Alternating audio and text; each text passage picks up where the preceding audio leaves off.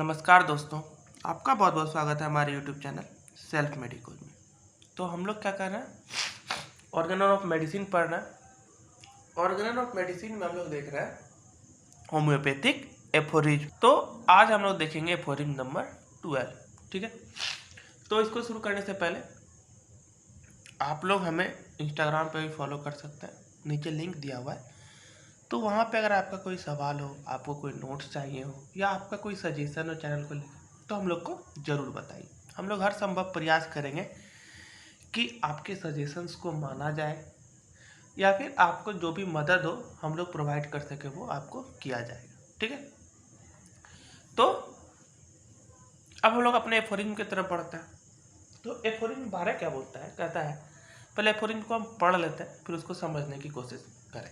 ठीक है, एफोरिज्म 12 क्या बोलता है, it is the morbidly affected vital force alone that produce disease, so that the morbid phenomena perceptible to our sense express at the same time all the internal change, that is to say, the whole morbid rearrangement of the internal dynamics.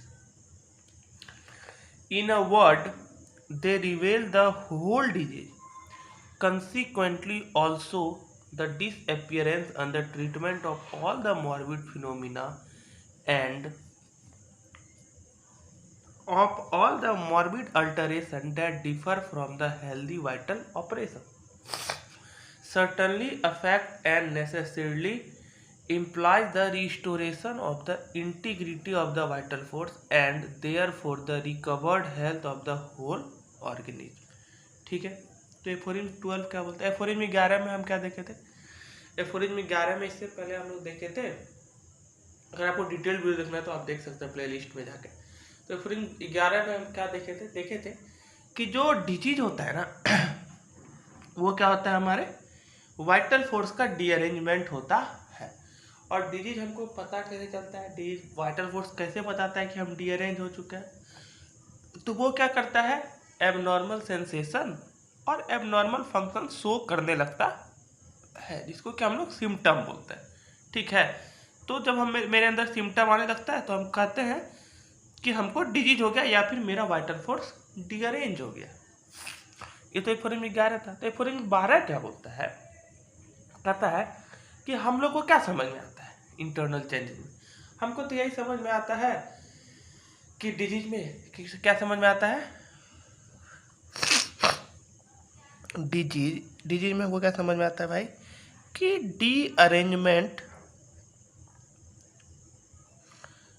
डीअरेंजमेंट of vital force हो गया है, डीअरेंजमेंट of vital force हो गया।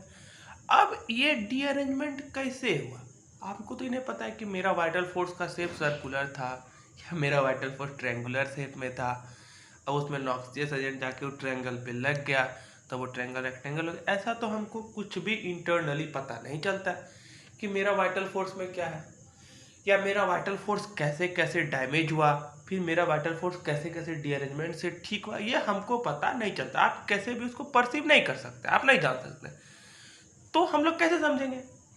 तो कहता है कि अगर हमें सिम्टम आने लगा, जो भी मेरा नॉर्मल फंक्शन है वो एबनॉर्मल हो गया, हमको दिन में 4 बार टॉयलेट जाना पड़ता था, अब हम 10 बार टॉयलेट जाते, कोई दिन में 1 बार फीकल मेटर करता था, अब 1 घंटे में 5 बार करने लगा, तो एबनॉर्मल हो गया, फीकल मूवमेंट उसका क्या हो गया, एबनॉर्मल हो गया, तो हम कहते हैं इसको डिसेंट्री हो गया।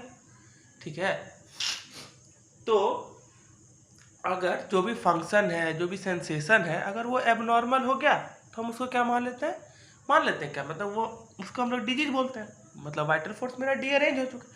लेकिन वाइटल फोर्स कैसे इंटरनली डीअरेंज हुआ इसके बारे में हमको पता नहीं होता और हम उसको जान भी नहीं सकते। ठीक है, और अगर कोई पर्सन ठीक हुआ तो हमको कैसे पता चलता है कि मेरा पर्सन हेल्दी हो गया, तो क्या होता है, अगर उसका सारा जो भी एबनॉर्मल फंक्शन, एबनॉर्मल सेंसेशन आ रहा था, अगर उसका रिमूवल हो गया, रिमूवल हुआ हेरिंग लॉ के अकॉर्डिंग या फिर केन टू ऑब्जर्वेशन के अकॉर्डिंग, तो हम कहते हैं कि हमने क्योर को अचीव कर लिया। क्योर को अचीव कर लिया यानी कि अब उसका जो एबनॉर्मल सेंसेशन था, जो एबनॉर्मल फंक्शन था, वो क्या हो गया, खत्म हो गया, बंद हो गया। तो हम कहते हैं कि अब पर्सन का हो गया मेरा क्योर अचीव कर लिया, मेरा पर्सन ठीक हो गया, ठीक है। लेकिन हमको ये तो पता नहीं चलता है कि जो मेरा वाइटल फोर्स डीअरेंज था वो डीअरेंजमेंट कैसे ठीक हुआ। ऐसा तो नहीं दिखता है मेरे शरीर के अंदर कि हम आँख बंद करके जैसे एक्सरे लिए तो उसमें दिखता है कि हाथ टूट गया है, लेकिन ऐसा तो नहीं दिखता है कि वाइटल फोर्स कैसे डीअरेंज हुआ था, फिर वाइटल फोर्स कैसे अरेंज हुआ। तो वाइटल फोर्स के अरेंजमेंट का पता हमको कैसे पता चलता है, उसके सिम्टम के अकॉर्डिंग। वो जैसा सिम्टम दिखाना शुरू करता है वो क्या करता है, मान लीजिए सिम्टम्स क्या बताता है मेरा, सिम्टम्स क्या बताता है, डीअरेंजमेंट इन डिजीज्ड कंडीशन, ठीक है। सिम्टम को क्या बताता है, derangement in disease condition. Disease condition है तो डीअरेंजमेंट मेरा सिम्टम बताएगा। और वही सिम्टम का अगर रिमूवल हो गया तो क्या बताता है, अरेंजमेंट इन हेल्दी कंडीशन, ठीक है। अगर सिम्टम एपियर्स हो रहा है तो क्या बता रहा है, वो बता रहा है कि डिजीज कंडीशन में क्या डीअरेंजमेंट आया है। अगर सिम्टम रिमूव हो रहा है या फिर डिसअपियर्स हो रहा है तो क्या बताता है कि अब हेल्दी कंडीशन में हम अरेंज हो रहे हैं। यानी कि वाइटल फोर्स का अरेंजमेंट या डीअरेंजमेंट हमको कैसे पता चलता है, उसके मॉर्बिड अफेक्शन से हमको पता चलता है, ठीक है। जैसे कि ताड़ में लाइट है या नहीं है, यह हमें कैसे पता चलता है, उसको ताड़ के अंदर से नहीं दिखता है। कि हम फिजिक्स में पढ़ते हैं कि इलेक्ट्रिसिटी में क्या होता है, इलेक्ट्रॉन प्रोटॉन का फ्लो होता है जिसके कारण इलेक्ट्रिसिटी एक जगह से दूसरी जगह जाता है। लेकिन उसे दिखता है क्या, आप बिजली में देखते हैं तो तार के अंदर इलेक्ट्रॉन प्रोटॉन आपको दौड़ता दिखता है, नहीं। हमको कैसे पता चलता है कि इलेक्ट्रिसिटी है तो बल्ब जल रहा है, अगर नहीं है तो बल्ब बंद हो गया। उसी तरह अगर डिजीज है, अगर वाइटल फोर्स डीअरेंज है तो मेरे अंदर सिम्टम का अपीयरेंस होने लगेगा, जिससे हम बोलेंगे कि वाइटल फोर्स मेरा डीअरेंज है।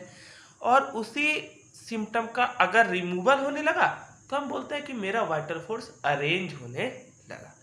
इसी के फुटनोट में डॉक्टर एफिन वही लिखे हैं, डॉक्टर हनीमैन क्या लिखे हैं कि how the vital force cause the organism to display morbid phenomena, that is how it produce disease, it could be of no practical utility to the physician to know, and therefore it will forever remain concealed from him. Only what it is necessary for him to know of the disease and what is fully sufficient for enabling him to cure has the Lord applied rebel to his strength, ठीक है। आया बात समझ में। तो vital force कैसे डीअरेंज हो रहा है, फिर वो कैसे सिम्टम का प्रोडक्शन कर रहा है, मेरे लिए इसका कोई मायने नहीं रखता है। आप इसको समझ भी, आप इसको खोज भी नहीं सकते हैं, बहुत मुश्किल है, ठीक है। तो मेरे लिए क्या मायने रखता है कि अगर सिम्टम आ रहा है तो वाइटल फोर्स डीअरेंज हुआ है, एबनॉर्मल फंक्शन होने लगा, एबनॉर्मल सेंसेशन दिखाने लगा।